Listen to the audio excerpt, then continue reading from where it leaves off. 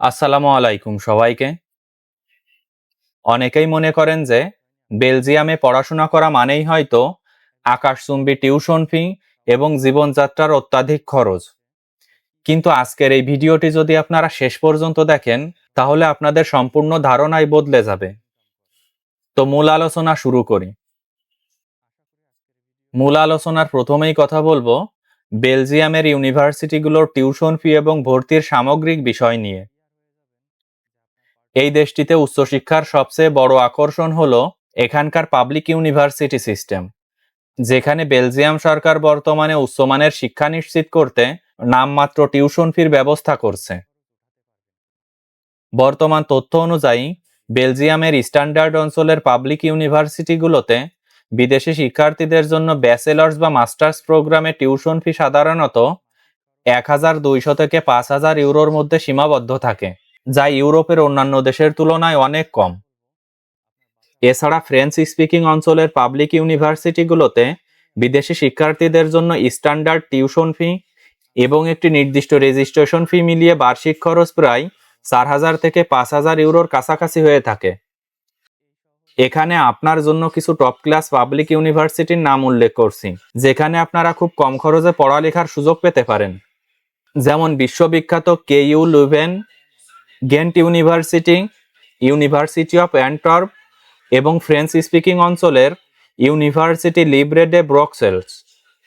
এই ইউনিভার্সিটিগুলোতে computer science, engineering, business এবং পাবলিক পলিসির উপর চমৎকার সব ইংলিশ ল্যাঙ্গুয়েজ প্রোগ্রাম অফার করা হয়।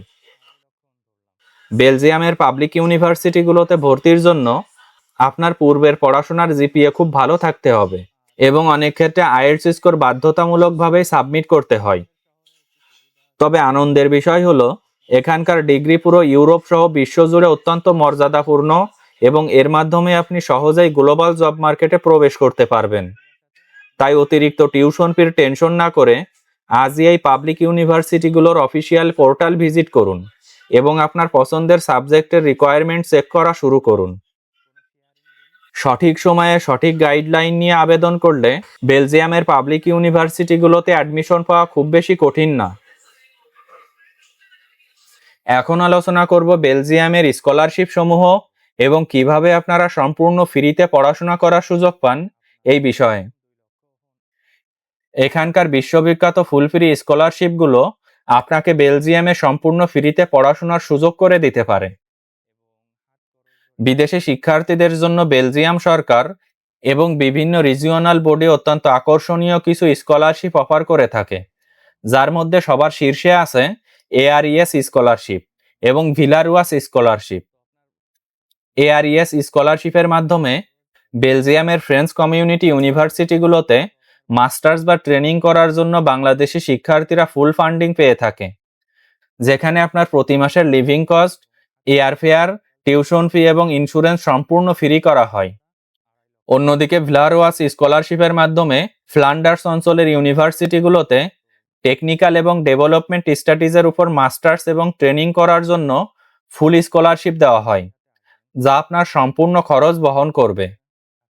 এছাড়া বেলজিয়ামের বিভিন্ন ইউনিভার্সিটি যেমন কেইউ লুভেন ইউনিভার্সিটির নিজস্ব সায়েন্স লুভেন স্কলারশিপ বা অ্যান্টওয়ার্প ইউনিভার্সিটির এক্সপো স্কলারশিপের মাধ্যমে মেধাবী শিক্ষার্থীরা টিউশন ফি ওয়েভার এবং মান্থলি স্টাইপেন্ড পেয়ে থাকে। স্কলারশিপের জন্য আবেদন করার সময় আপনার স্টেটমেন্ট অফ পারপোজ বা মোটিভেশন লেটার অত্যন্ত নিখুঁত হতে হবে এবং খুবই প্রফেশনাল হতে হবে, যেখানে ক্লিয়ারলি ফুটিয়ে তুলতে হবে যে কেন আপনি এই স্কলারশিপের যোগ্য এবং পড়াশোনা শেষে নিজ দেশে ফিরে আপনি কিভাবে অবদান রাখতে পারবেন। বেলজিয়ামে পার্ট টাইম জব ও ইনকামের বিষয়ে এখন আপনাদের সঙ্গে আলোচনা করি। এই দেশটিতে পড়াশোনার পাশাপাশি বিদেশি শিক্ষার্থীদের জন্য কাজ করার সুযোগ আইনতভাবে অত্যন্ত স্বচ্ছ এবং সুরক্ষিত। বর্তমান বেলজিয়ামের শ্রম আইন অনুযায়ী একজন নন ইউরোপীয় বা বাংলাদেশি শিক্ষার্থী সেমিস্টার চলাকালীন পড়াশোনার পাশাপাশি সপ্তাহে 20 ঘন্টা বৈধভাবে পার্ট টাইম কাজ করার অনুমতি পায় এবং ছুটির দিনগুলোতে বা সামার ভ্যাকেশনে ফুল টাইম কাজ করতে পারে। এর জন্য আলাদা কোনো ওয়ার্ক পারমিটের ঝামেলা নেই। আপনার স্টুডেন্ট রেসিডেন্স কার্ড পাওয়ার পরেই আপনি কাজের জন্য আবেদন করতে পারবেন। বেলজিয়ামে পার্ট টাইম জব করে আপনি প্রতি ঘন্টায় 12 থেকে 15 ইউরো পর্যন্ত ইনকাম করতে পারবেন। অর্থাৎ আপনি যদি প্রতি সপ্তাহে 15 থেকে 20 ঘন্টা কাজ করতে পারেন, সেক্ষেত্রে খুব সহজেই প্রতি মাসে 800 থেকে 1000 ইউরো পর্যন্ত ইনকাম করতে পারবেন। কাজের ক্ষেত্র হিসেবে বড় শহরগুলোতে supermarket, restaurant, hotel, logistic centre এবং ডেলিভারি সেক্টরে প্রচুর পার্ট টাইম জবের সুযোগ আছে। তবে একটি বিষয় মাথায় রাখা খুবই জরুরি। বেলজিয়ামে ভালো এবং হাই পেইড জব পাওয়ার ক্ষেত্রে ফ্রেঞ্চ বা ডাচ ভাষার বেসিক জ্ঞান থাকাটা বিশাল একটি প্লাস পয়েন্ট হিসেবে কাজ করে। এছাড়া আপনার ইউনিভার্সিটির ক্যাম্পাসে লাইব্রেরি বা প্রশাসনিক কাজেও স্টুডেন্ট অ্যাসিস্ট্যান্ট হিসেবে কাজ পাওয়ার অনেক সুযোগ থাকে। পড়াশোনার পাশাপাশি এই পার্ট টাইম জবগুলো কেবল আপনার পকেট খরচই যোগাবে না, বরং বেলজিয়ামের লোকাল কালচার এবং প্রফেশনাল নেটওয়ার্ক গড়ে তুলতে দারুণভাবে সাহায্য করবে। এখন আলোচনা করি বেলজিয়ামের স্টুডেন্ট ভিসা আবেদন প্রক্রিয়া এবং ডকুমেন্ট চেকলিস্ট নিয়ে। এই দেশটির স্টুডেন্ট ভিসা বা ডি টাইপ ভিসা পাওয়ার প্রক্রিয়াটি অত্যন্ত নিয়মতান্ত্রিক এবং এর জন্য আপনার ফাইলটি হতে হবে শতভাগ নিখুঁত এবং গুছানো। ভিসা প্রসেসের প্রথম ধাপ হলো বেলজিয়ামের কোনো স্বীকৃত ইউনিভার্সিটি থেকে অফার লেটার বা অ্যাডমিশন কনফার্মেশন সংগ্রহ করা।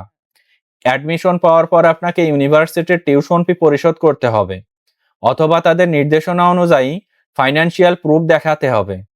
এরপর বেলজিয়ামের ইমিগ্রেশন অফিস বা ডিভিজেড এর নিয়ম অনুযায়ী আপনাকে আর্থিক সলভেন্সি বা ব্যাংক সলভেন্সি দেখাতে হবে, যেখানে প্রতি মাসের লিভিং কস্ট হিসেবে পর্যাপ্ত পরিমাণ ফান্ড আপনার স্পন্সর বা আপনার নিজের অ্যাকাউন্টে দেখাতে হবে। ডকুমেন্ট চেকলিস্টের মধ্যে সবচেয়ে গুরুত্বপূর্ণ ডকুমেন্টস হলো আপনার পাসপোর্ট, যার মেয়াদ অন্তত 1 বছর থাকতে হবে। আর তাছাড়া পুলিশ ক্লিয়ারেন্স সার্টিফিকেট অবশ্যই প্রয়োজন হবে, যা পররাষ্ট্র মন্ত্রণালয় এবং বেলজিয়াম এম্বাসি কর্তৃক সত্যায়িত হতে হবে, এবং একটি মেডিকেল সার্টিফিকেট যা বেলজিয়াম স্বীকৃত ডাক্তারের কাছ থেকে নিতে হবে। এছাড়া আপনার সমস্ত একাডেমিক সার্টিফিকেট ও ট্রান্সক্রিপ্ট শিক্ষা বোর্ড, শিক্ষা মন্ত্রণালয় এবং পররাষ্ট্র মন্ত্রণালয় থেকে অ্যাপোস্টাইল বা সত্যায়িত করিয়ে নিতে হবে। ভিসার আবেদনের সময় একটি শক্তিশালী মোটিভেশন লেটার বা এসওপি যুক্ত করতে হবে, যেখানে খুব স্পষ্ট ভাষায় ব্যাখ্যা করতে হবে যে কেন আপনি বেলজিয়ামকে উচ্চশিক্ষার জন্য বেছে নিলেন এবং পড়াশোনা শেষে আপনার ভবিষ্যৎ পরিকল্পনা কি। সমস্ত ডকুমেন্টস ফাইল আপ করার পর ঢাকার বেলজিয়াম এম্বাসি বা তাদের অনুমোদিত ভিএফএস সেন্টারে অ্যাপয়েন্টমেন্ট নিয়ে সমস্ত অরিজিনাল ডকুমেন্ট সহ বায়োমেট্রিক সম্পূর্ণ করতে হবে। সঠিক সময়ে সমস্ত ডকুমেন্ট সিরিয়ালি সাবমিট করলে বেলজিয়ামের স্টুডেন্ট ভিসা পাওয়ার ক্ষেত্রে কোনো জটিলতাই থাকার কথা নয়। তো আজকের ভিডিওটি এ পর্যন্তই শেষ করছি। আমার ভিডিও যদি ভালো লাগে তাহলে পরবর্তী ভিডিওর জন্য চ্যানেলটি সাবস্ক্রাইব করে রাখতে পারেন। ধন্যবাদ সবাইকে।